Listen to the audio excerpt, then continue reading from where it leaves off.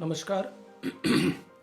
आज 10 अप्रैल 2020 और इस सीरीज़ का आज हम 10वां और आखिरी सेशन करने जा रहे हैं, जिसमें हम क्वाड्री डायमेंशनल इकोनॉमिक्स और एक्शन प्लान के ऊपर विस्तार से चर्चा करेंगे।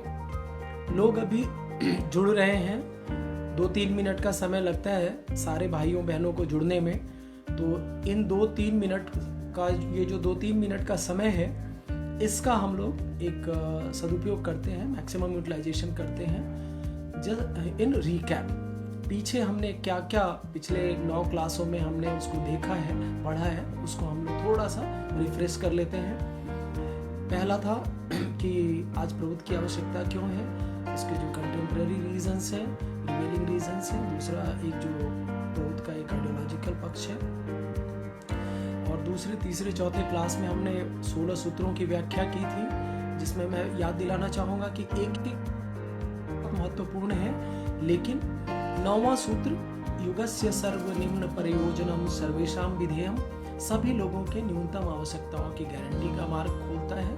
और पहला मौलिक सिद्धांत जो 12वां सूत्र है, समाज आदेशेन बिना धन संचय अकर्तव्य, वो हमारे आर्थिक समस्याओं का निदान का रास्ता खोलता है। ये था, हमने बैलेंस्ड इकोनॉमी की चर्चा की, हमने 3 टियर इकोनॉमी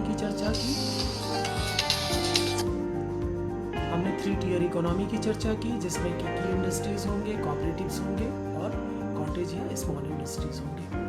उसके बाद फिर हमने चर्चा की इकोनॉमिक डेमोक्रेसी की, कि इकोनॉमिक डेमोक्रेसी कैसे पॉलिटिकल डेमोक्रेसी से अलग है, और इकोनॉमिक डेमोक्रेसी जो हम हासिल करेंगे उसके क्या क्या प्रिंसिपल्स हैं। तो just a quick recap of that also, कि guaranteed minimum requirements, increasing purchasing capacity, economic affairs should be in the hands of the local people, और चौथा no outsider should be allowed to intervene in the local economic affairs. और उसके बाद हमने चर्चा की decentralised economy की, जिसमें हमने देखा जो यूनिट है हमारी सोशियो इकोनॉमिक यूनिट, या जिसका समाज नाम है संस्कृत में, उसमें जो रिसोर्सेज हैं उसका अधिकार जो है, उसके ऊपर कंट्रोल जो है वो लोकल लोगों का होगा।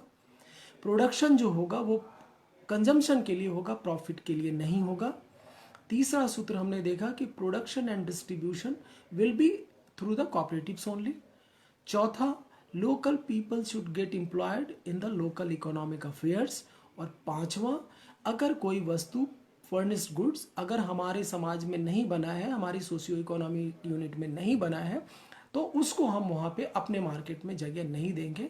It should be removed from our market. ये, और कल हमने ब्लॉक लेवल प्लानिंग की चर्चा की थी, तो चूंकि ब्लॉक लेवल प्लानिंग आप लोग को बिल्कुल ही याद होगा, तो अब उस पर चर्चा ना करके हम आगे बढ़ते हैं। और काफ़ी लोग जुड़ चुके हैं, तो आगे चलता हूँ। और आज का सब्जेक्ट नहीं, बल्कि आज जो हम डिस्कस करेंगे 2 पार्ट है। पहला क्वाड्री डायमेंशनल इकोनॉमिक्स, और दूसरा पार्ट है action plan, which is more important. तो क्वाड्री डायमेंशनल इकोनॉमिक्स को हम लेते हैं। Quadri dimensional economics, quadri means 4 मतलब आज भी जो प्रिवेलिंग इकोनॉमिक फिलॉसफी या सिस्टम है, उसमें 2 चीज़ें हैं, जनरल इकोनॉमिक्स और कमर्शियल इकोनॉमिक। पहली बारी इकोनॉमिक्स के इतिहास में प्रभुत्व के प्रणेता ने 2 और क्षेत्र इसमें ऐड किए, और पहला जो है वो ऐड किया उन्होंने पीपल्स इकोनॉमी, लोक अर्थनीति, और दूसरा उन्होंने ऐड किया साइको इकोनॉमिक्स या फिर मानस अर्थनीति। इस पर बहुत ज़्यादा मैं समय नहीं दूंगा, क्योंकि ये थोड़ा सा मतलब इंटेलेक्चुअल चीज़ है, लेकिन जानना समझना चाहिए हमें, और कैसे उन्होंने एक एक चीज़ों का ध्यान रखा है। देखिए, ये सारी चीज़ें आपको क्लियर होंगी कि इकोनॉमिक्स के अंदर भी कैसे एक एक चीज़ को डीमार्केट किया उन्होंने। और वो कहते हैं कि पहला प्रश्रय जो है, फर्स्ट प्रायोरिटी जो है, तुम पीपल्स इकोनॉमी को दोगे। क्यों दोगे? क्योंकि पीपल्स इकोनॉमी के अंदर जो चीज़ें उन्होंने रखी हैं वो चीज़ें हैं, पहला है गारंटीड मिनिमम रिक्वायरमेंट्स, जो वो 9वें सूत्र में भी कहते हैं, वो इकोनॉमिक डेमोक्रेसी के पहले सूत्र में कहते हैं, और पीपल्स इकोनॉमी में भी कहते हैं गारंटीड मिनिमम रिक्वायरमेंट्स। फिर वो कहते हैं इंक्रीजिंग परचेजिंग कैपेसिटी, जो वो 11वें सूत्र में कहते हैं प्रभुत्व के, जो वो इकोनॉमिक डेमोक्रेसी के दूसरे सूत्र में कहते हैं और यहाँ भी कहते हैं। एम्प्लॉयमेंट टू ऑल, सभी लोगों को रोजगार मिलना चाहिए। फिर प्रोडक्शन कैसे होगा, डिस्ट्रीब्यूशन कैसे होगा, उस प्रोडक्शन और जो प्रोडक्शन है उसकी प्राइसिंग हम कैसे करेंगे, उसका फ्रेट चार्जेस कैसे होगा, ट्रांसपोर्टेशन कैसे होगा, ये सारी चीज़ें जो है वो आपके पीपल्स इकोनॉमी का हिस्सा है। और वो कहते हैं कि अगर पीपल्स इकोनॉमी को हमने उसकी इंटायरिटी में इम्प्लीमेंट कर दिया, इसका ये मतलब है कि जो डिसेंट्रलाइज्ड इकोनॉमी का कंसेप्ट उन्होंने दिया है वो फुल फ्लेजेड फंक्शनल है। क्यों? क्योंकि सभी लोगों को रोजगार मिल रहा है, सभी लोगों को के न्यूनतम आवश्यकताओं की पूर्ति हो रही है। तो ये था आपका पीपल्स इकोनॉमी। अब आगे चलते हैं। जो दो इकोनॉमी के फील्ड ऑलरेडी प्रिवेलिंग है, लेकिन उन्होंने उसको अपने तरीके से रीस्ट्रक्चर किया है, और दूसरा है जनरल इकोनॉमिक्स। तो जनरल इकोनॉमिक्स में क्या आएगा? सामान्य अर्थनीति। तो एक ये जो जनरल मोड ऑफ प्लानिंग्स है, इंफ्रास्ट्रक्चर है, डेवलपमेंट ऑफ कोऑपरेटिव्स, सहकारिता का विकास इसका एक अहम हिस्सा है। और हमने 3 टियर इकोनॉमी में भी देखा कि सहकारिता के ऊपर उन्होंने कितना जो है बल दिया है, कितना उसको इम्फेसाइज किया है। उसके अलावा जो उन्होंने चीज़ें रखी हैं इसमें आपके, वो है tax structure, national and defence budget, and all institutions, those economic institutions, those who are working on the national level। तो जैसे अभी हमारे यहाँ पे है ना, वो पहले इलेक्शन कमीशन कह रहा हूँ, ये प्लानिंग कमीशन होता था, अब नीति आयोग है। तो इस तरह की जो नेशनल लेवल की प्लानिंग बॉडीज होंगी वो जनरल इकोनॉमिक्स का हिस्सा होंगी। तीसरा कमर्शियल इकोनॉमिक्स, जो मैं कह रहा हूँ कि अभी भी प्रिवेल करता है, और सारी चीज़ें जो वाणिज्य अर्थनीति, तो उसके अंदर उन्होंने रीस्ट्रक्चरिंग की है, और उन्होंने जो चीज़ें वाणिज्य अर्थनीति के अंदर में रखा है उनका मैं आपको एक जो है कंप्रिहेंसिव लिस्ट नहीं है, ये एक संक्षिप्त लिस्ट मैं आपके साथ साझा कर रहा हूँ। और उस साझा करने के पीछे जो है मेरा जो ध्येय है, जो मेरा ओरिएंटेशन है, वो ये है कि आप ये समझें कि कैसे प्रौद्ध प्रणेता ने एक एक चीज़ का जो है ध्यान रखा है।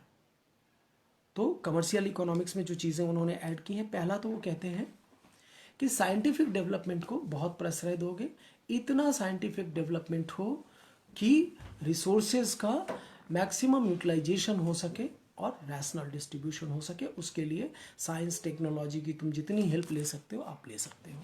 तो इसको उन्होंने कहा। फिर उन्होंने क्या क्या चीज़ें रखी कमर्शियल इकोनॉमिक्स के अंदर में? कमर्शियल इकोनॉमिक्स में उन्होंने आगे रखा selection, production and distribution of cash crops, जो कौन से हम एग्रीकल्चरल प्रोड्यूस में क्या क्या हम लेंगे, उन सारी चीज़ों को रखा। फिर इंटरजोनल एंड इंट्राजोनल, जो हम कल ब्लॉक लेवल में प्लानिंग में भी डिस्कस कर रहे थे कि एक ब्लॉक का डेवलपमेंट, तो कई सारे ब्लॉक को मिला के एक जोन होगा और समाज होगा, कई सारे समाज को मिला के एक जोन होगा।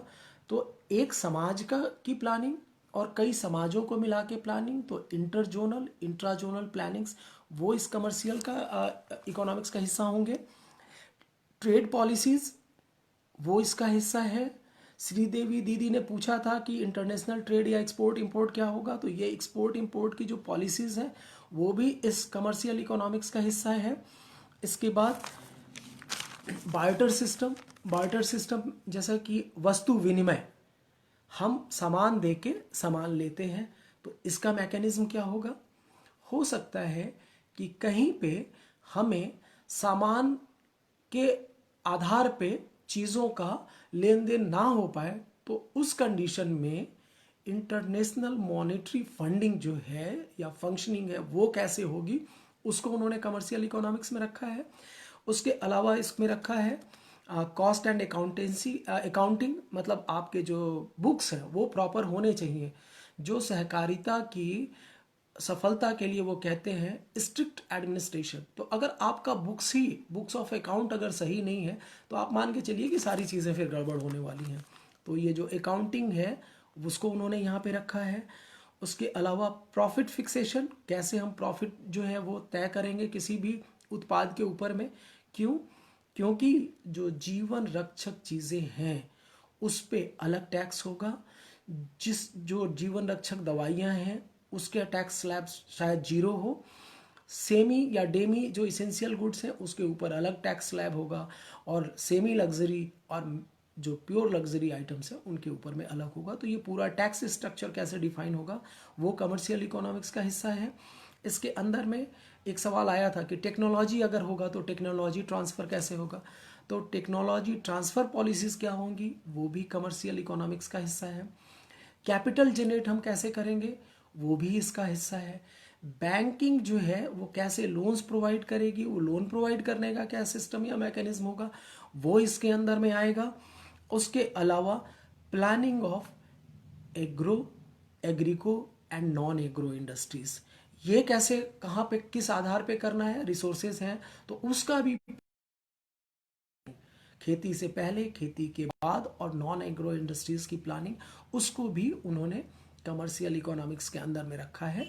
और फिर गवर्नमेंट इंटरवेंशन, मैंने बोला कि हो सकता है कभी किसी बात लड़े हुए हैं, कन्नड़ा समाज और मलयाली समाज, कावेरी के पानी को लेके एक बहुत बड़ा डिस्प्यूट है उनके बीच में। तो इसको कौन तय करेगा? अगर मेरे और किसी एक आदमी के बीच में लड़ाई है तो हम दोनों के बीच में तो फिर कोई तीसरा चाहिए ना टू डिसाइड। तो गवर्नमेंट इंटरवेंशंस आवश्यकता पड़ने पे, हर बात में वो नाक नहीं घुसेड़ेंगे, but when it is required government will intervene. और इसमें एक जो बहुत प्लस पॉइंट है कि जो गवर्नमेंट होगी हमारी, वो लोग कल्याणकारी लोग होंगे, मोरलिस्ट लोग होंगे, तो वो किसी के प्रति बायस्ड नहीं होंगे, वो किसी जियो सेंटीमेंट या भाषा के आधार पे गाइड नहीं होंगे। जो ज़रूरत होगी या जो बिल्कुल बोनाफाइड रीजंस होंगे या सॉल्यूशंस होंगे उसी को वो लोग प्रश्रय देंगे। कोई उसमें उनका हिडन एजेंडा या कोई मैलाफाइड इंटेंशन या जियो सेंटीमेंट से गाइड होकर वो कुछ भी नहीं करेंगे। What they will do that will be purely rational and not hurting anyone's interest. तो ये सारी चीज़ें आपकी आएंगी कमर्शियल इकोनॉमिक्स के अंदर में। और वो कहते हैं चौथा, साइको इकोनॉमिक्स, मानस अर्थनीति, जिसकी कहीं दुनिया में किसी भी अर्थशास्त्री ने चर्चा नहीं की है, लेकिन उन्होंने इसकी चर्चा की है। 13वें और 14वें सूत्र में उन्होंने इसकी चर्चा की है। स्थूल सूक्ष्म कारणे सुचर्मोपयोग, फिर उसके बाद कहते हैं व्यष्टि समष्टि शारोर मांस आध्यात्मिक संभावनायाम चर्मोपयोगश्च। और उन्होंने कहा कि इसको कभी इकोनॉमिक्स में एडमिट नहीं किया गया है, लेकिन मैं इन पोटेंशियल्स को रिकॉग्नाइज करता हूँ। और इसका फ़ायदा क्या होगा? आज आप देखिए कि ये जो लेबर लोग हैं किस पैथेटिक कंडीशन में काम कर रहे हैं। आप जाके कभी देखिए, जो उन फैक्ट्रीज हैं, छोटे छोटे जगहों पे लोग फैक्ट्री चला रहे हैं, वहाँ पे प्रॉपर वेंटिलेशन नहीं है, सांस लेने में दिक्कत होती है। एक छोटी सी जगह में कई लोग बैठ के काम कर रहे होते हैं। तो उन्होंने कहा कि ये जो एक एक्सप्लॉइटेटिव टेंडेंसीज हैं, ये जो अनजस्ट प्रैक्टिसेस हैं, ये जो बिजनेस एथिक्स का पालन नहीं किया जाता है, होता है क्योंकि मान लीजिए अनहाइजेनिक कंडीशन में आप काम कर रहे हैं, तो आपको अगर मान लीजिए कि आप अस्थमा के पेशेंट हो जा रहे हैं, तो उस पूंजीपति को कोई फर्क नहीं पड़ रहा है। क्यों? क्योंकि पे फर्क पड़ रहा है ना, उसके प्रॉफिट पे फर्क पड़ रहा है। तो आप अस्थमेटिक हो जाइए, आपको कोई और बीमारी हो जाए, आप मर जाइए, उनको कोई फर्क नहीं पड़ता। तो वो ये कहते हैं कि नहीं, प्रभुत्व को इसके खिलाफ एक स्ट्रगल करना होगा। They have to wage a war against this exploitation and unjust practices. Business लेकिन एथिकल होगा, लोगों को सुविधाएं मिलेंगी, वो अच्छे माहौल में काम करेंगी, ये देखना है। साथ ही वो कहते हैं कि आज तो ये रिकॉग्नाइज नहीं है, लेकिन भविष्य में आने वाले सभी लोगों के न्यूनतम आवश्यकताओं की पूर्ति हो जाएगी। जब सब लोग थोड़ा मन से विशाल हो जाएंगे, तो सबसे ज़्यादा इम्पॉर्टेंस जो है इस साइको इकोनॉमिक्स की होने वाली है नियर फ्यूचर में। और जब आप साइको इकोनॉमिक्स में होंगे, जब आप अपने साइको स्पिरिचुअल पोटेंशियल्स को इन्हांस करते हैं, बढ़ाते हैं, जो आपके नॉलेज को, इंफॉर्मेशन को, इंट्यूशन को बढ़ाता है। तो जब आपके पास सामाजिक आर्थिक समस्याएं आएंगी, then you are well equipped mentally कि आप उन समस्याओं का बहुत ही अच्छे ढंग से वो सॉल्यूशन ढूंढ सकते हैं। वो किसी इन्वेंशन के माध्यम से हो सकता है, या साइंटिफिक इन्वेंशन या टेक्नोलॉजी डेवलपमेंट के माध्यम से हो सकता है। तो आने वाले समय में psycho economics is going to play a major role. ये 4 चीज़ें थी जो मैंने आपके साथ शेयर की, और आप भी समझ रहे होंगे कि अभी समय उपयुक्त नहीं है कि इसके ऊपर हम विस्तार से चर्चा करें। जब समय आएगा तो इसके ऊपर भी विस्तार से चर्चा करेंगे। और अब मैं चलता हूँ एक्शन प्लान की ओर, क्योंकि वो ज़्यादा इम्पॉर्टेंट है कि हमें करना क्या है और कैसे करना है। तो सबसे पहले तो ये ध्यान देने की ज़रूरत है कि हम किसी भी चीज़ के लिए आगे क्यों बढ़ते हैं। या तो मेरा उसमें कोई इंटरेस्ट हो। आज जो और on average 350 are joining live, तो वो क्या राजेश के लिए आ रहे हैं? नहीं, बिल्कुल नहीं आ रहे हैं। उन लोगों का प्रौत प्रणेता द्वारा दिया हुआ ये जो प्रौत दर्शन है, उसके प्रति जो आकर्षण है, उसमें जो इंटरेस्ट है, इसके कारण आप सब लोग जुड़ रहे हैं। तो इस इंटरेस्ट को हमें कन्विक्शन में बदलना है कि नहीं, यही एकमात्र सॉल्यूशन है। और जब आप अपने इस इंटरेस्ट को कन्विक्शन में बदल देंगे, तो कहीं ना कहीं जो आज हम घर बैठे हुए हैं, फिर आपका ये कन्विक्शन, प्रभुत्व प्रणेता के प्रति आपका डेडिकेशन आपको कंपेल करेगा कि नहीं, हमें सफरिंग ह्यूमैनिटी के लिए काम करना है। अगर आप अपने घर में बैठे हुए हैं, अपने लाइफ से आप सेटिस्फाइड हैं, अगर आपको दूसरों के दुख दर्द से, दूसरों के एक्सप्लॉयटेशन और सफरिंग से अगर आपको फर्क नहीं पड़ता है, अगर आपके मन में ह्यूमैनिटी के प्रति अनकंडीशनल लव नहीं है, तो सॉरी टू से आप प्रभुत्व का काम नहीं कर पाएंगे। प्रभुत्व का काम करने के लिए आपको दूसरे के दुख दर्द से खुद में वो फील करना पड़ेगा। और जब उस जो कहा अनकंडीशनल लव, नहीं, ये सारे मेरे भाई बहन हैं। जाति अलग हो सकती है, धर्म, भाषा, खान पान अलग हो सकता है, but we are the manifestation of same supreme consciousness. तो जब अनकंडीशनल लव पैदा होगा तो क्या होगा? फिर हम प्रभुत्व को पूरी शिद्दत, कमिटमेंट, डेडिकेशन के साथ करेंगे। तो पहले चलते हैं उसके एक थ्योरेटिकल पार्ट पे। क्यों थ्योरेटिकल पार्ट पे? क्योंकि अगर हमारे पास प्रौत से, मान लीजिए हम कहीं गए प्रचार के लिए, लोगों ने पूछ लिया भाई साहब प्रौत क्या है, अब सर खुजाने लगे, प्रौत प्रगतिशील उपयोग तत्व, बाद में हम बताते हैं, या राजेश दादा को बुलाते हैं तो हम आपको सुनाते हैं। तो ये नहीं चलेगा। हम पहले तो अपने आप से अध्ययन करें, अपने आप अध्ययन करें। तो मैंने पीछे भी कहा था कि कुछ पुस्तकें तो हम जरूर पढ़ें। उसको फिर से रिपीट करता हूँ, मानव समाज भाग 1 और 2, टू द पैट्रियट्स, देशभक्तों के प्रति, आज की समस्याएं, problems of the day, a few problem solve, PROUT economics, और कणिका में प्रौत या प्रौत इन अ नटसेल। आप जिस भाषा में कंफर्टेबल है आप उसको पढ़िए। और एक तो हुआ ये आपकी पर्सनल स्टडी हुई, दूसरा इसको थोड़ा सा कलेक्टिव बनाते हैं कि because PROUT is totally collective, coordinated corporation.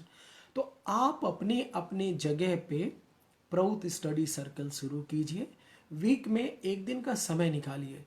अगर हम जॉगिंग करने के लिए, योगा करने के लिए, किसी मूवी को देखने के लिए, अपने किसी इंटरेस्ट को पूरा करने के लिए अगर समय निकाल सकते हैं, तो ये सिर्फ मन की इच्छा शक्ति है जो चीज़ों को निर्धारित करती है। अगर आप ये ठान लेंगे कि हमको सैटरडे को शाम में या रविवार के सुबह में कलेक्टिव बैठ के प्रभुत्व की चर्चा करनी है, तो आप कर लेंगे। तो एक कलेक्टिव जो है प्रभुत्व स्टडी सर्कल आप स्टार्ट करें। प्रभुत्व के स्टडी सर्कल से क्या होगा? हम सब लोगों के पास एक अपना अपना ज्ञान तो होता ही है, उस ज्ञान को रखने का एक अपना तरीका होता है, या चीज़ों के प्रति हमारी एक अपनी समझ होती है, हम चीज़ों को अपने तरीके से एनालाइज करते हैं। तो जब 10 लोगों का एनालाइज साथ में आता है, तो हमारा भी जो नॉलेज बेस है, इंफॉर्मेशन बेस है, वो बढ़ता है।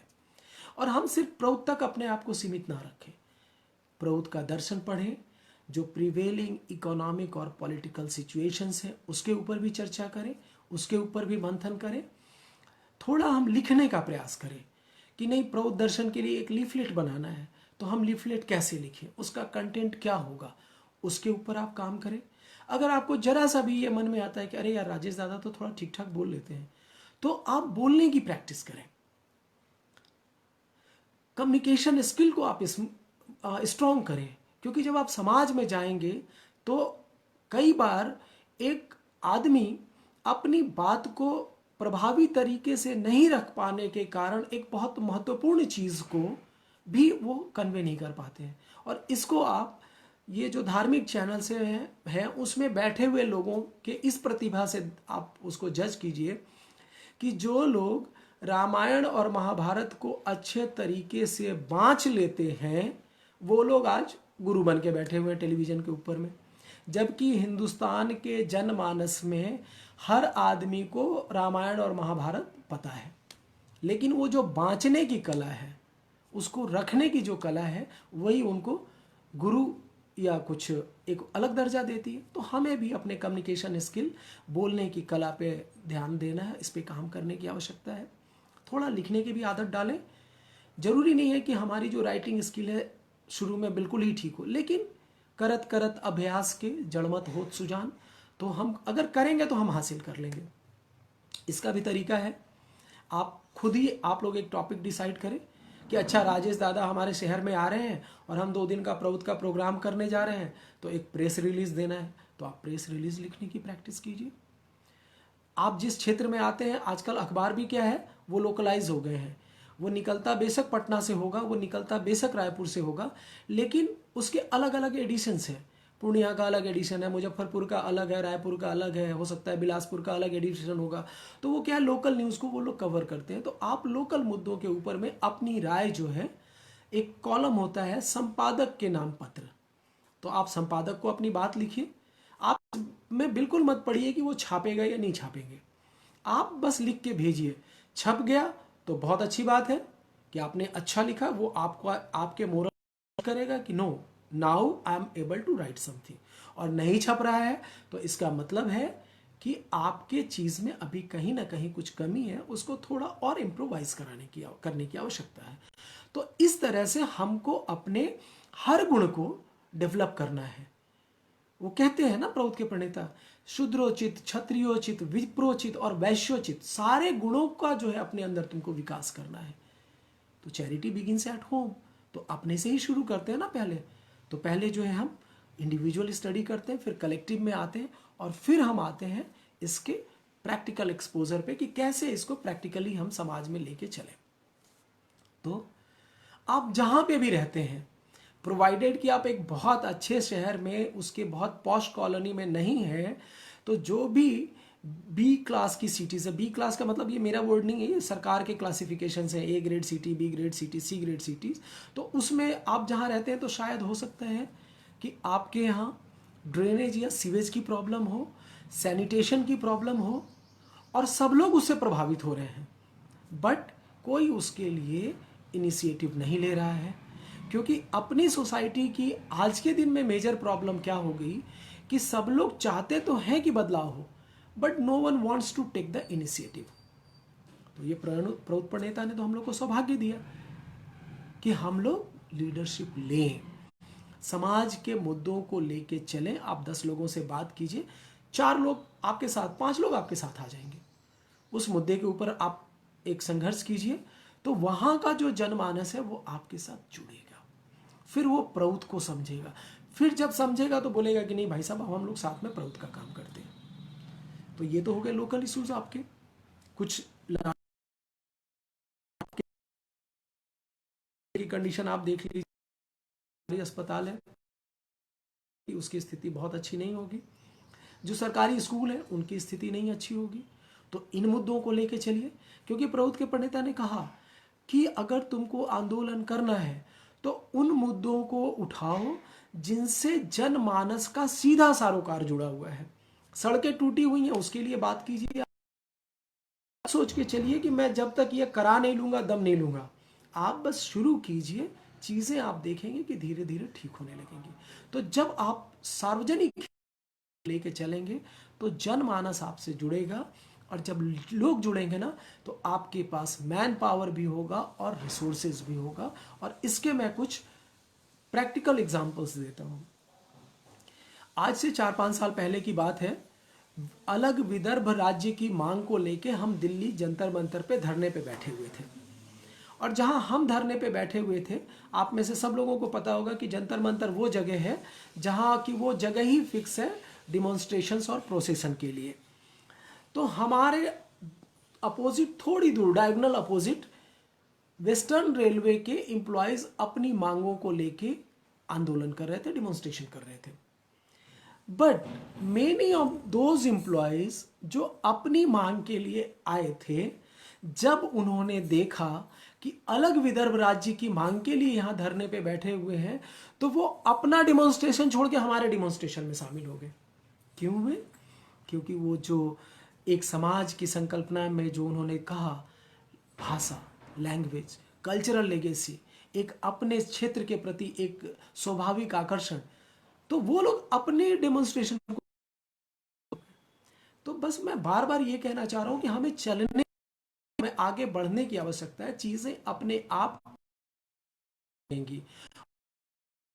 दे सकता हूं कि विदर्भ में मधुकर निस्ताने, विदर्भ में ही मनोज चौहान, उड़ीसा में कान्हूचरण बेहुरा जी, केदारनाथ, बहुत अच्छा काम कर रहे हैं ये लोग, समाज के रहे हैं और हजारों का जो जनमानस है इनके साथ जुड़ा हुआ है। इन लोगों की पिछले चुनाव में, महाराष्ट्र के चुनाव के पहले विधानसभा के, वहां पे विदर्भ के अंदर में बांध की और पानी की समस्या थी। उस समस्या को लेके मनोज चौहान जी ने आंदोलन किया। दसियों हजार लोग जुटे और सरकार को बाध्य होना पड़ा, क्योंकि इलेक्शन का भी टाइम था। मुख्यमंत्री देवेंद्र फडणवीस जी को बुलाना पड़ा और इन लोगों से बात करनी पड़ी और आश्वासन दिए। लेकिन वो नेता ही क्या जो आश्वासन को पूरा कर दे, वो दूसरी बात है। लेकिन आप देखिए कि जब हम रियल जो इश्यूज हैं जिससे समाज का सरोकार है, अगर हम उसको लेके चलते हैं तो जनमानस जुड़ेगा। आप इस चक्कर में मत पड़े रहिए कि वो प्रौत प्रणेता का शिष्य है या नहीं है। आप उसको पहले जुड़ने तो दीजिए, अपने उसको अपने भावधारा में आने तो दीजिए। हमारा रंग तो इतना गहरा है कि लाली देखन मैं गई मैं भी हो गई लाल, आने तो दो उसको, वो आएगा तो हमारे रंग में रंग जाएगा। इसकी मैं आपको गारंटी देता हूँ। और गारंटी इसलिए नहीं देता हूँ कि कोई मुझे अहंकार है, नहीं, ये मैं अपने व्यक्तिगत उसमें देख रहा हूँ प्रैक्टिकली। जहाँ भुवनेश्वर में हमने लास्ट ईयर 2018 में नवंबर में हमने प्रोग्राम किया, प्रोग्राम में आए हुए युवाओं ने नेक्स्ट डे जो है वो हमारे भावधारा में, ये एक बिल्कुल स्वाभाविक प्रक्रिया। बस ये है कि हमें चलना है। अब भी हम लोगों में से बहुत लोग होंगे जो एप्रीहेंसिव होंगे, मन में एक होगा कि यार दादा बात तो बड़ी अच्छी अच्छी कर लेते हैं, लेकिन यार होगा ये नहीं, ये हो नहीं सकता है। ठीक है, तो उन लोगों के लिए भी मैं 2 उदाहरण तो हैं, लेकिन मैं चर्चा सिर्फ एक उदाहरण की करूंगा। एक है 80 से 85 के बीच में, 80 और 85 के बीच में असम में एक आंदोलन हुआ था, जिसको बिल्कुल स्टूडेंट्स ने लीड किया था। जब बांग्लादेश से माइग्रेट होके लोग आ रहे थे और असम की संस्कृति को वो हैम्पर कर रहे थे, तो वहाँ के छात्रों ने, जिनका कोई पॉलिटिकल बैकग्राउंड नहीं था, जिनके पीछे कोई पॉलिटिशियंस नहीं थे, उन्होंने इतना बड़ा आंदोलन खड़ा किया कि सरकार को बाध्य होना पड़ा। और वो लोग जो सिंपल स्टूडेंट थे, बाद में उन्होंने पॉलिटिकल पार्टी भी बनाई और असम गण परिषद के नाम से वो सत्ता में भी आए। लेकिन वही है कि जब आधार नैतिक नहीं होता है तो जो होना था वो हुआ। वो 80-85 बहुत पीछे की बात हो गई। तो रिसेंट में आते हैं 2011 में, अन्ना हजारे जी भी कोई भारतवर्ष में बड़े जानते थे लोग, जानते हैं लोग, लेकिन अन्ना हजारे जी का भी कद इतना बड़ा नहीं था कि लाखों की तादाद उनके पीछे आ जाती।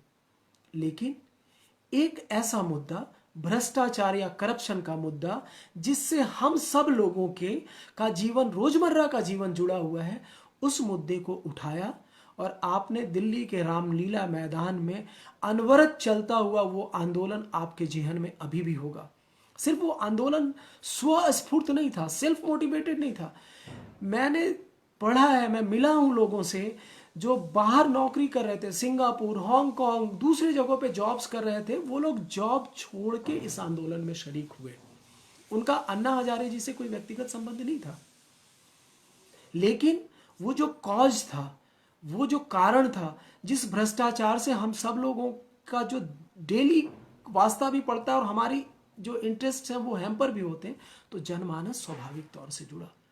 तो प्रभुत्व एक ऐसी चीज है जिसमें ये तो पूरी दुनिया को जोड़ने की बात करता है, सबके नौकरी की बात करता है, सबके न्यूनतम आवश्यकताओं की बात करता है, सबके लिए फ्री हेल्थ सर्विसेज की बात करता है, सबके लिए फ्री शिक्षा की बात करता है, सबके लिए मकान की बात करता है।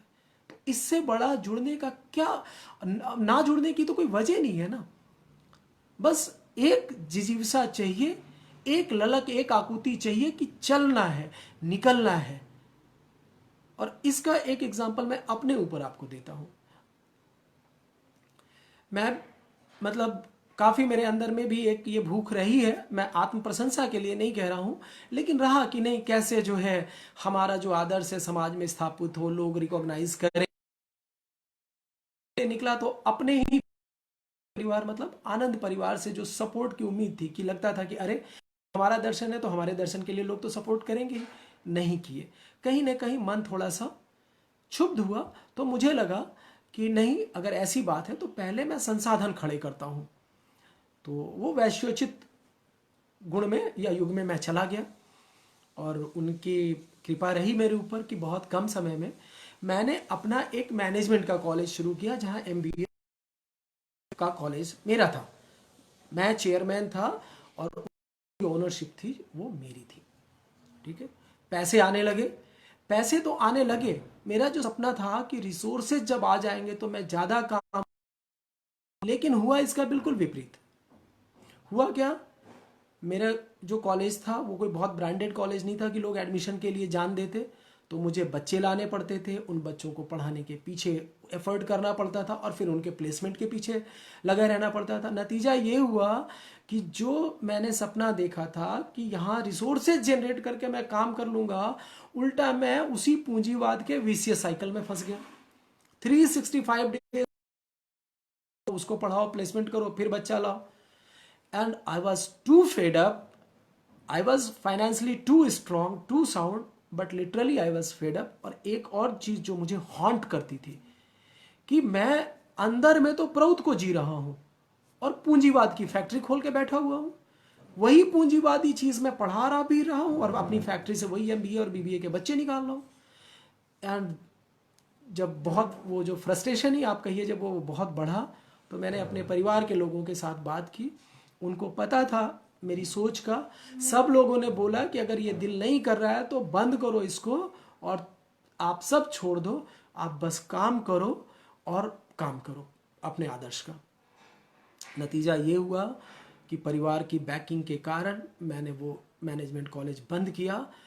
आज मेरी जो भी न्यूनतम आवश्यकताएं हैं, मेरा छोटा भाई राजेश जो मेरे सुख दुख जरूरत परेशानी में खड़ा रहता है, वो खड़ी रहती है। मेरा पूरा परिवार मेरा संबल है आदर्श की। और आज मैं ज्यादा काम कर पा रहा हूं। जहां मैं सालाना कई करोड़ रुपए डिसबर्स करता था, तो मैं अपने आदर्श के लिए काम नहीं कर पाया। लेकिन आज जब वर्चुअली मैं प्रोफेशनल काम नहीं कर रहा हूं पिछले 6-7 सालों से, और अपने देसी भाषा में कहें, ब्रज की भाषा में कि ठन ठन गोपाल हूं, तो मैं ज्यादा काम कर पा रहा हूं। तो अपने अंदर वो कॉन्फिडेंस हमें पैदा करना पड़ेगा। अपने आदर्श के प्रति वो जिजीवसा, वो ललक, वो भूख हमें जगानी पड़ेगी। और जब मैंने अपने और अपने परिवार की थोड़ी सी प्रशंसा कर ली है, जो विशुद्ध तौर पे आत्म सुख तत्वों का परिचायक है, तो थोड़ा सा एक्शन प्लान के दूसरे हिस्से में आऊं तो थोड़ा सा समसमाज तत्वों की भी चर्चा कर लेते हैं। आज मेरे अंदर जो भी प्रतिभा है, जो मैं जानता हूं, जो सीखने की ललक है, जो करने की ललक है, वो विशुद्ध तौर पे प्रौत प्रणेता की असीम अनुकंपा है। मैं जो भी करता हूं उसके पीछे कहीं ना कहीं प्रौत प्रणेता का जीवन, उनके द्वारा दिया हुआ दर्शन, उनके लिटरेचर और डिस्कोर्सेस ने मुझे मोटिवेट किया, इंस्पायर किया कि मैं प्रौत के इस झंडे को लेके चलूं। दूसरा, फिर फिजिकल लेवल पे या ह्यूमन लेवल पे कुछ लोग हैं, मैं कई लोगों से मिला भी नहीं हूं, but they have inspired me immensely. उसमें 7 लोगों का नाम मैं जरूर लेना चाहूंगा, और उनको मैंने अपने तरफ से एक वर्ड क्वाइन किया है, 7 समुराइज। तो पहला जो नाम है, without any doubt, Acharya Tadbhavananda ji. दूसरा नाम आचार्य रघुनाथ जी। तीसरा नाम doctor Ravi Batra, United States. चौथा नाम सोहेल इनायतुल्ला जी, ऑस्ट्रेलिया। महेश्वरानंद दादा, यूएसए। छठा नाम आचार्य वंदनानंद जी, दिल्ली। सातवां नाम आचार्य संतोषानंद जी, दिल्ली। मैंने जैसा कहा, मैं मिला नहीं हूं, लेकिन एकलव्य की तरह इंस्पायर बहुत हुआ हूं अपने इन द्रोणाचार्यों से। और मुझे जो अपनी एक जो मेरी पर्सनल असेसमेंट थी कि प्रभुत्व के लिए जो कुछ मैं बोलता हूं, वो मेरी जो ओरिएंटेशन है वो पॉलिटिकल है। मैं राजनीतिक शैली में ज़्यादा अपनी बात को रखता हूं। एक एकेडमिक पैटर्न पे जो मैं अपनी बात रख पा रहा हूं, उसके लिए मुझे जिन लोगों ने इंस्पायर किया, उसमें 2 नाम प्रमुख हैं। वो 2 नाम हैं नरेंद्र राज पुरोहित, मुंबई, और very loving brother Raja Krishnamurthy from Chennai. ये फेसबुक से जो मैं लाइव आपके साथ जुड़ा हुआ, और प्रभुत्व की ये जो बात हम पिछले 10 दिनों से कर रहे हैं, इसके लिए भी 2 बहनों ने इंस्पायर किया। दीदी Sunita from USA, and again sister Shri Raksha Mohan, USA. मेरी जो प्रभुत्व की यात्रा रही है, संगठन की यात्रा रही है, उसमें कुछ लोगों के साथ काम करना बहुत ही आनंददायक अनुभव था। बहुत कुछ सीखा, सुख दुख साथ में हम जिए। तो उसमें भी कुछ नाम मैं लेना चाहूँगा। पहला नाम मेरे ध्यान में आता है गणेश भट्ट दादा, सीरसी, कर्नाटका। दूसरा नाम अमिताभ वर्मा जी, दिल्ली। तीसरा नाम दिव्येंदु आनंद, नोएडा। चौथा नाम चंद्रशेखर श्रीवास्तव जी, गोरखपुर। धर्मेंद्र सिन्हा जी, टाटानगर। जितेंद्र और हेमंत, रांची। और Manharan Tikariya ji, Raipur. Brother Nagesh Sandu, Mumbai. Niranjan Kumar ji, Faridabad. Pranav Kaul ji, Faridabad. Acharya Puneshanand ji, and last name which is coming to my mind, Shripad Bonde ji, Bhopal. और कुछ वैसे नाम जिनके साथ काम करने का बहुत ज़्यादा अनुभव नहीं रहा, लेकिन कहीं ना कहीं अपने कमिटमेंट से, प्रभुत्व के प्रति डेडिकेशन से इंस्पायर करते हैं। उसमें भी कुछ नाम मैं लेना चाहूँगा। तो उसमें 2 नाम जो उड़ीसा से मेरे ध्यान में आते हैं, वो हैं भाई कानूचरण बेहुरा जी और केदारनाथ साहू।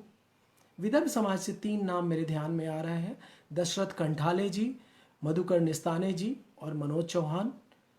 और सामने मुझे स्क्रीन पे आइकॉन में दिख रहे हैं दादा दिलीप सिंह सागर जी, मुंबई। साथ ही करण सिंह राजपुरोहित जी और Manoj Kumar ji, Satbarwa, Jharkhand. And last Sushil Ranjan ji, PSS. कई लोगों के साथ मुझे काम करने का मौका नहीं मिला, बट प्रभुत्व के प्रति उनके कमिटमेंट, डेडिकेशन, नॉलेज, उनके लिखने से मैं इंस्पायर होता हूँ। ये एक मेरे लिए मौका है, तो मैं अपने परिवार के सदस्यों को इसी बहाने आभार भी व्यक्त करूँ, और परिवार भी जाने कि कौन लोग हैं हमारे जो प्रभुत्व के झंडे को लेके चल रहे हैं। और बड़े मज़े की बात है कि युवाओं की एक फौज है जो अपने कैरियर के प्रति उतनी सजग नहीं है जितनी प्रभुत्व की चीज़ों को लेके है। उसमें भी कुछ नाम जो मेरे जहन में आ रहे हैं, वो हैं अभिषेक अग्रवाल, दिल्ली। रोशन कुमार, दिल्ली। राकेश प्राउटिस्ट, दिल्ली। संजय कुमार जी जो मुझे स्क्रीन पे दिख रहे हैं, दुर्ग। आदित्य कुमार, शिवहर, बिहार। वरुण सरकार, Deoghar, Jharkhand. And lastly Vijay Prabhat Proutist, Madhepura, Bihar. और जब तक पूरा परिवार साथ नहीं आएगा, हम बड़ा कुछ नहीं कर पाएंगे। लेकिन जो मैंने बताए कि अगर हम उन चीज़ों को लेके चलें, तो निश्चित तौर पे हम जो है कुछ अच्छा कर पाएंगे। इसमें बार बार कुछ सवाल आ रहे हैं कि दादा इसको प्रैक्टिकली कैसे लेके चलें, क्योंकि हम लिटरेचर भी बना रहे हैं, तो वो भी हम इंडिविजुअली ही कर रहे हैं, हमारे तक ही सीमित रह रहे हैं। तो इसमें मैं आपको एक बड़ा सरल रास्ता बताता हूँ। वो सरल रास्ता ये है कि हम 2 दिन का, कम से कम अगर ये 3 दिन हो सकता है तो वेल एंड गुड, बट हम अपने अपने शहर में या भुक्ति में 2 दिन का कार्यक्रम लें। 1 दिन का कार्यक्रम हम लें किसी कॉलेज में या यूनिवर्सिटी के अंदर में, आप उस कॉलेज के political science department, economics department, social science के डिपार्टमेंट में आप जाके बात कीजिए। हर डिपार्टमेंट के अंदर में एक फंड होता है इस तरह के सेमिनार्स को आयोजित करने के लिए, बट लोग करना नहीं चाहते हैं। और उसमें अगर आप जाके ये प्रपोजल देंगे तो वो लोग हैप्पीली एक्सेप्ट करेंगे, और तब वो और ज़्यादा खुश होंगे कि अच्छा, ये जो ट्रेनर नुमा प्राणी, चाहे वो दिलीप दादा मुंबई से आए या राजेश दिल्ली से आए, उनके लिए हमको कोई पैसा खर्च नहीं करना है, उनके टीएडीए की चिंता हमें नहीं करनी है, वो खुद से आ जाएंगे। तो होगा क्या? और एक और बड़ी समस्या है लोगों को जुटाना। श्रोता तो चाहिए ना, ऑडियंस तो चाहिए। तो जब आप कॉलेज या यूनिवर्सिटी में प्रोग्राम करते हैं, जब डिपार्टमेंट की इन्वॉल्वमेंट होती है, तो आपको बच्चे मिलते हैं, मतलब बच्चे मतलब यूथ, वो पढ़ा लिखा समझदार यूथ जो यूजुअली आपका ग्रेजुएशन या पोस्ट ग्रेजुएशन का स्टूडेंट है।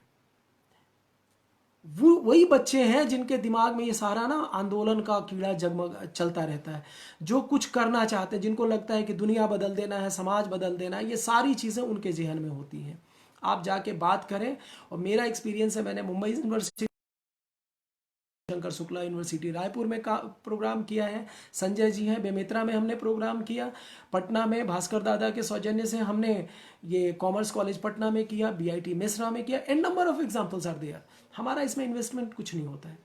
आज के दिन में हर कॉलेज, हर यूनिवर्सिटी वेल इक्विप्ड है, उनके यहाँ ऑडिटोरियम है, ऑडियो सिस्टम है, आप जाएं आपको सारी चीज़ें रेडीमेड मिलेंगी। अभी तक का जो सबसे बड़ा प्रोग्राम हमने किया वो किया अकोला में, जहाँ शिवाजी महाविद्यालय में, जहाँ 300 बच्चों की उपस्थिति थी।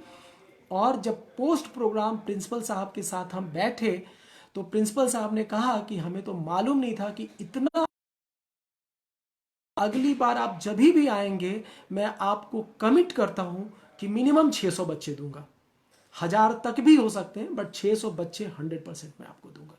हमारा कोई खर्चा नहीं हुआ। अकोला में ऑलरेडी 2 दिन का कैडर ट्रेनिंग प्रोग्राम था।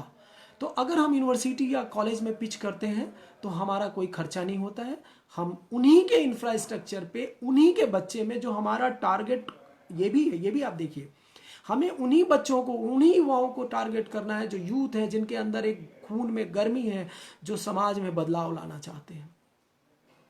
और 2 या 3 दिन का प्रोग्राम क्यों? क्योंकि एक दिन हमने तो कर लिया वहाँ पे, लेकिन लोकल भी कम से कम 1 दिन का कैडर ट्रेनिंग प्रोग्राम जरूर होना चाहिए।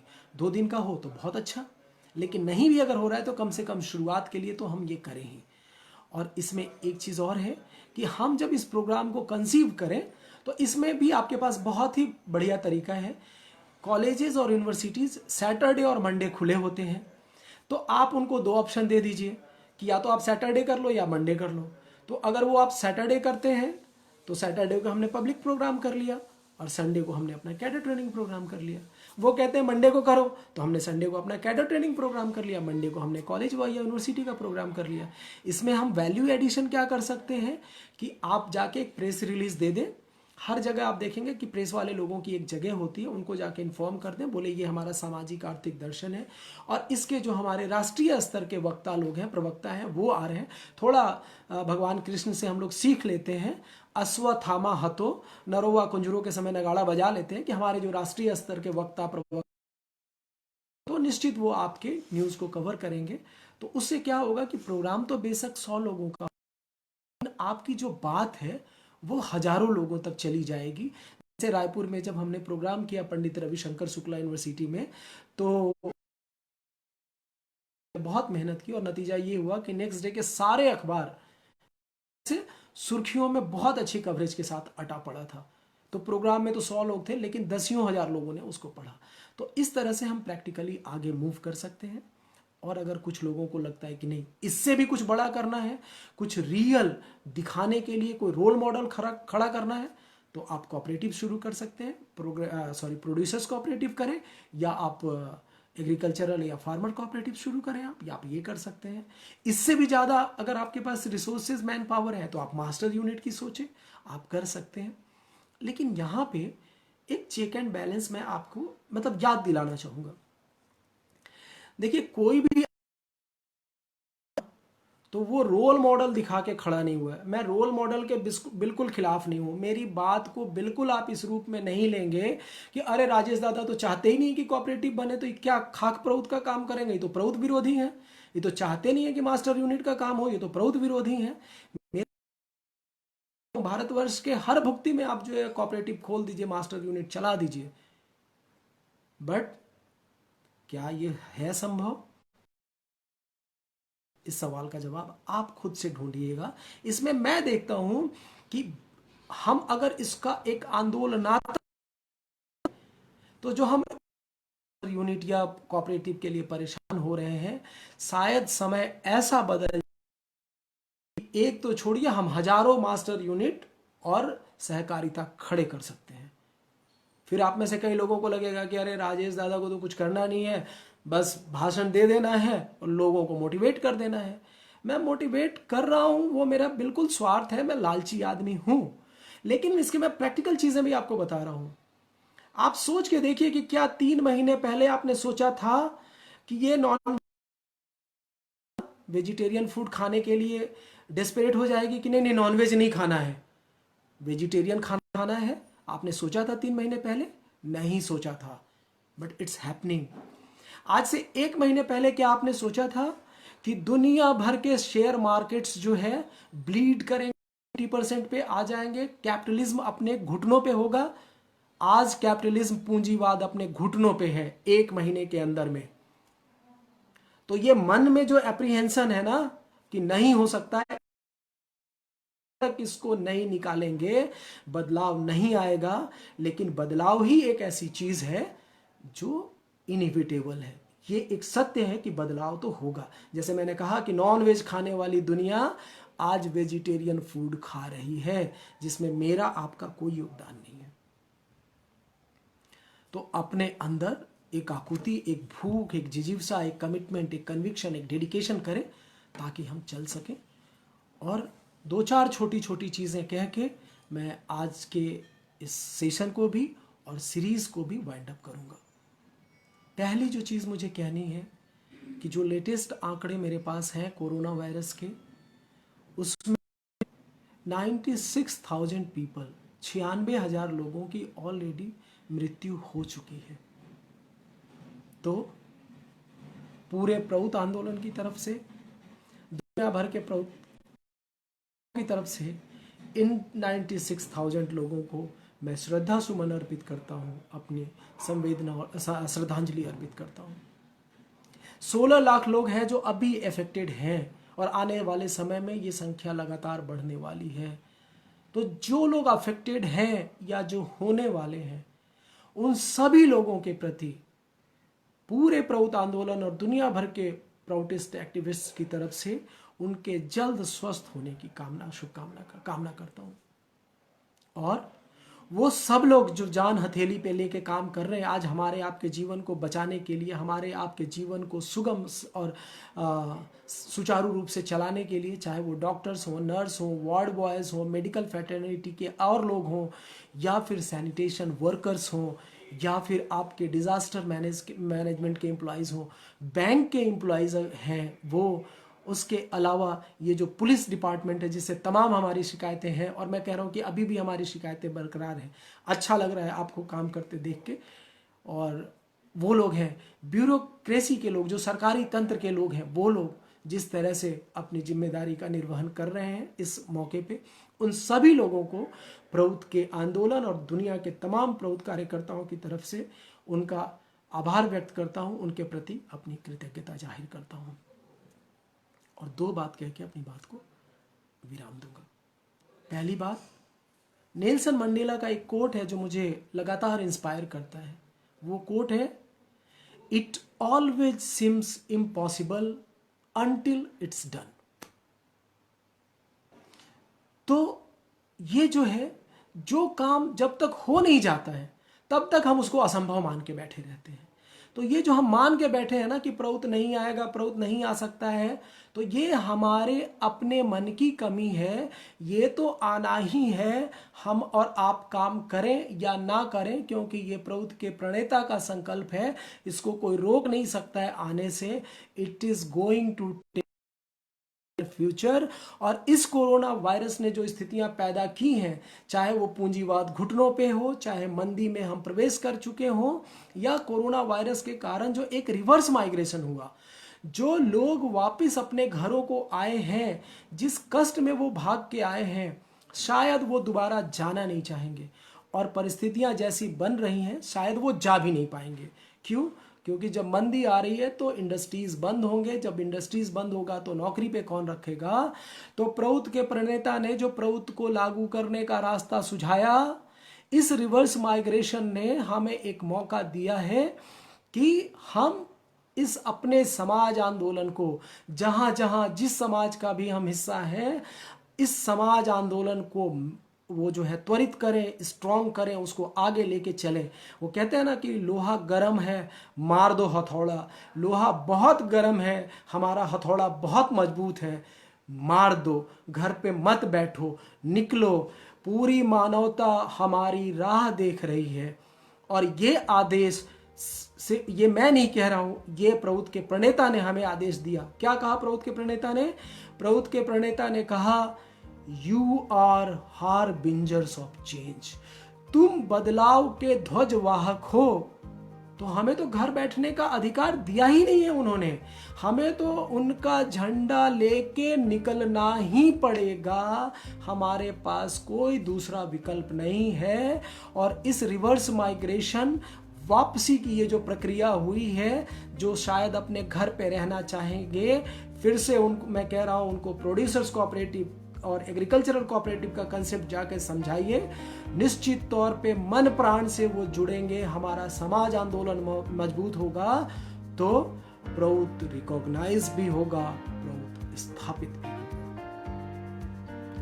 आज थोड़ा इमोशनल हूं, गला भी थोड़ा चोक हो रहा है। आज मैं कोई सवाल नहीं लूंगा, आपके सारे सवालों के जवाब मैं लेकिन निश्चित तौर पे दूंगा। आप अपने सवाल मुझे व्हाट्सएप पे, फेसबुक पे, मैसेंजर में भेजिए, मैं आपके सारे सवाल लूँगा।